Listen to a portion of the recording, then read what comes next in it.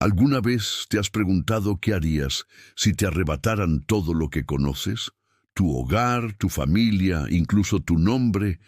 Imagina por un momento que la ciudad que amas arde en llamas, que el sonido de la guerra ahoga tus oraciones y que de un día para otro te conviertes en un prisionero en una tierra extraña. Esta no es una película de ciencia ficción. Es la historia real de un joven que cambió el curso de imperios con una sola herramienta: su fe inquebrantable. Estamos en el año 605 a.C. Jerusalén, la joya de Judá, cae de rodillas ante el poder implacable de Nabucodonosor, el temido rey de Babilonia. Sus ejércitos, como una plaga de langostas, han arrasado la tierra. Las murallas sagradas, que por generaciones habían sido un símbolo de protección divina, se derrumban estrepitosamente.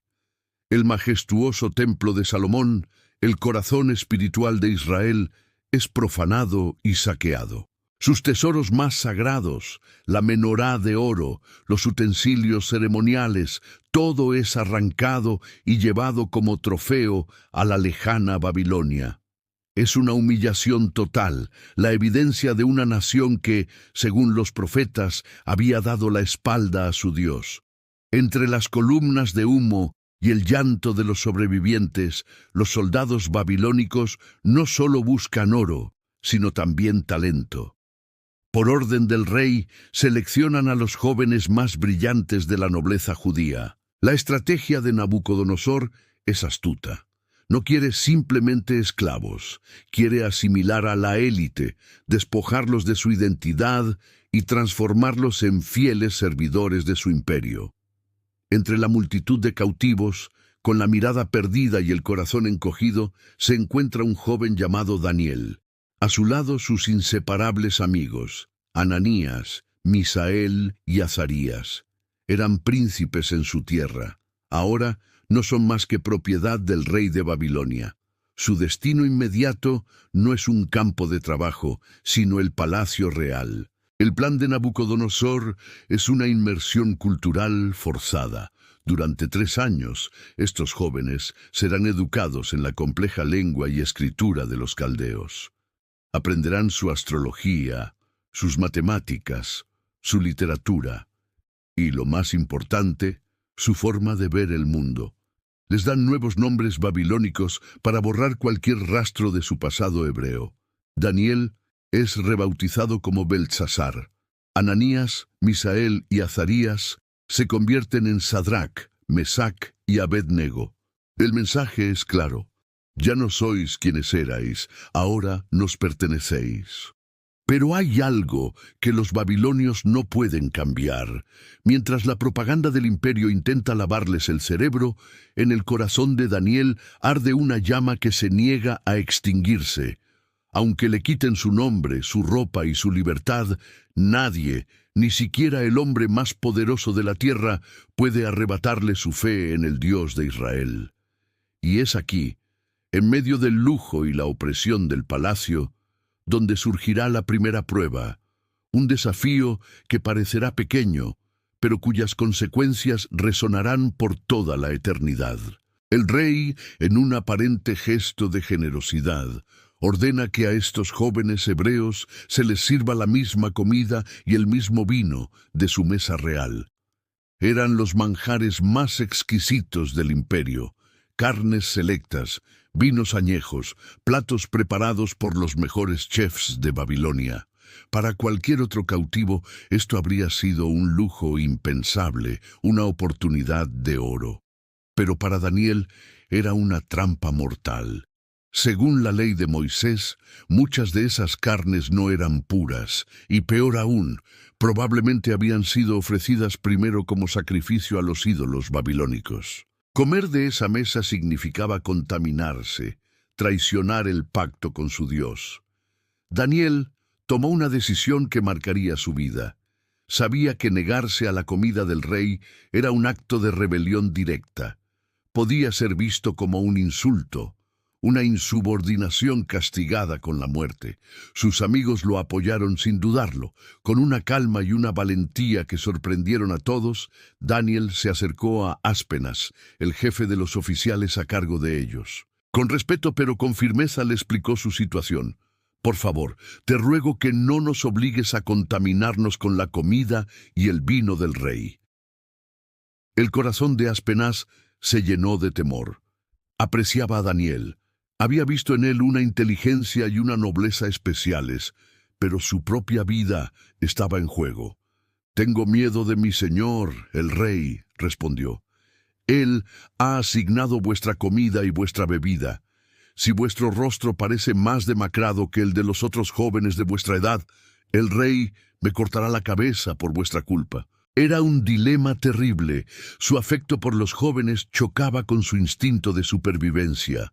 Pero Daniel no se rindió. Tenía un plan, una propuesta audaz que ponía toda su confianza en Dios. «Te ruego que hagas una prueba con tus siervos por 10 días», le dijo. «Danos de comer solo legumbres y de beber solo agua. Al final de los 10 días, compara nuestro aspecto con el de los jóvenes que comen del banquete real, y después haz con nosotros lo que te parezca justo».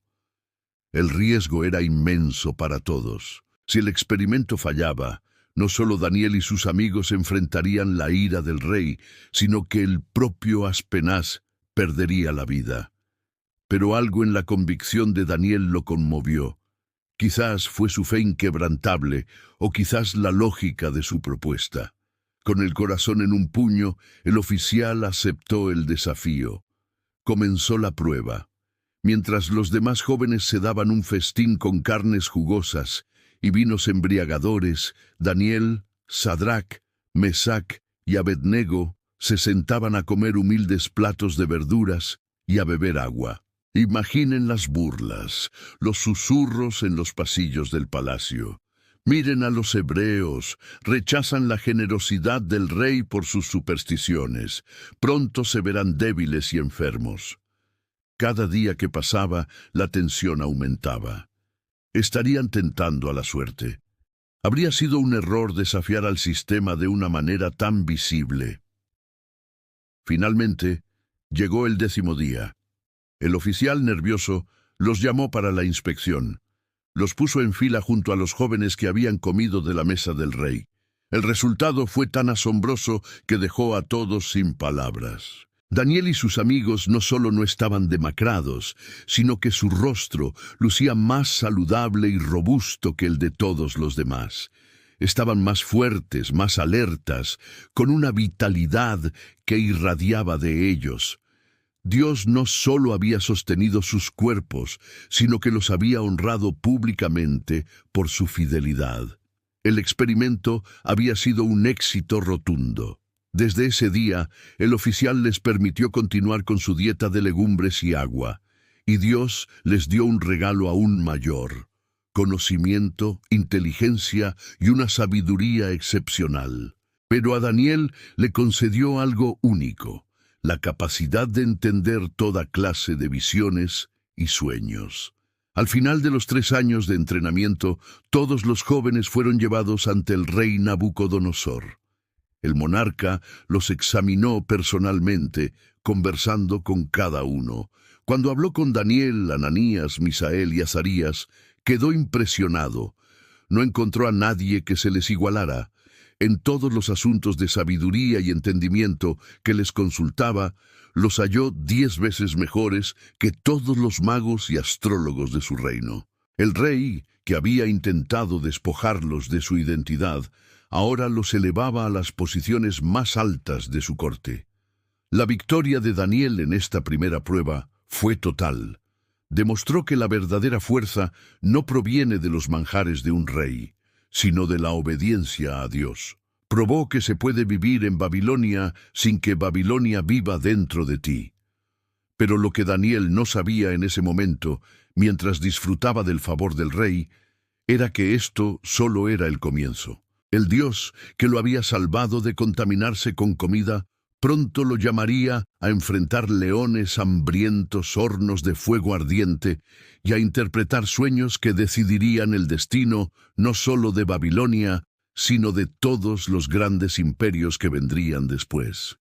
Su viaje apenas comenzaba, y las pruebas serían cada vez más grandes, pero también lo sería la gloria de su Dios. Esta increíble historia nos enseña que sin importar cuán oscuro parezca nuestro entorno o cuán grande sea la presión para conformarnos, una decisión valiente basada en la fe puede cambiarlo todo. A veces, las batallas más importantes se ganan no con la espada, sino en la mesa, eligiendo lo que es correcto por encima de lo que es fácil. Gracias por acompañarnos en este viaje al pasado.